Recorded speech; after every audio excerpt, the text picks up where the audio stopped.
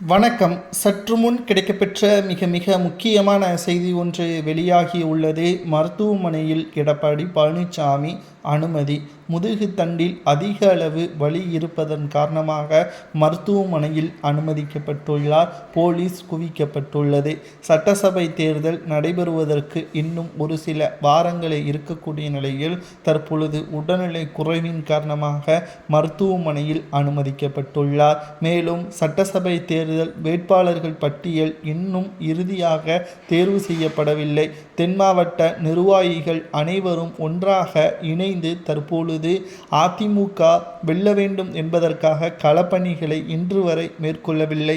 எடப்பாடி பழனிசாமி அவர்களும் 25 மாஜி அமைச்சர்களும் மட்டும்தான் அதிமுக வெற்றியடைய வேண்டும் என்று நினைக்கிறார்கள். ஆனால் இந்த 25 நபர்களை வைத்து மட்டும் அதிமுக ஆட்சியை கைப்பற்ற முடியாது.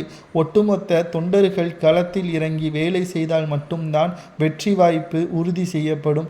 இல்லை என்றால் மிகப்பெரிய தோல்வியை தான் அதிமுக சந்திக்க நேரிடும். இப்பேற்பட்ட ஒரு சூழலை உருவாக்கியவர் யார் தெரியுமா?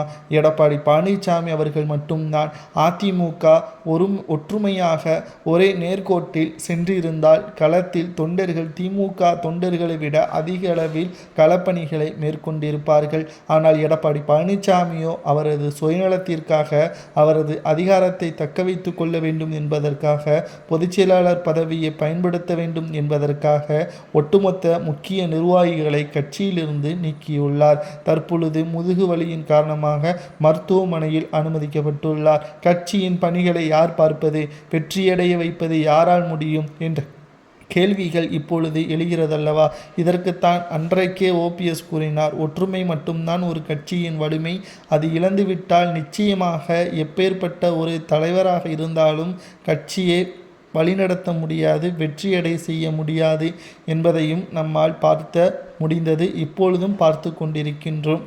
தற்பொழுது தொண்டர்கள் என்ன முடிவை எடுத்திருக்கிறார்கள் என்றால் ஓபிஎஸ் பக்கம்தான் நியாயம் இருக்கிறது. எடப்பாடி பழனிசாமி அவர்கள் சுயநலத்திற்காக மட்டும்தான் செயல்பட்டுள்ளார். அவர் இனியும் அதிமுகவின் முக்கிய பொறுப்பில் இருந்தால் களப்பணிகளை நாங்கள் மேற்கொள்ள மாட்டோம். தற்பொழுது அவருக்கு உடல்நிலை குறைவாக இருப்பதால் நாங்கள் நிச்சயம் அவர்கள் மீண்டும் நலம் பெற்று கட்சி பணிகளை மேற்கொள்ள வேண்டும். ஆனால் தலைமை பொறுப்பில் அல்ல, நிர்வாக பொறுப்பில்.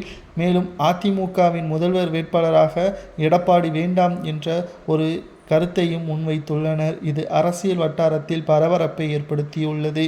மேலும் மருத்துவமனையில் போலீஸ் பாதுகாப்பும் குவிக்கப்பட்டுள்ளது.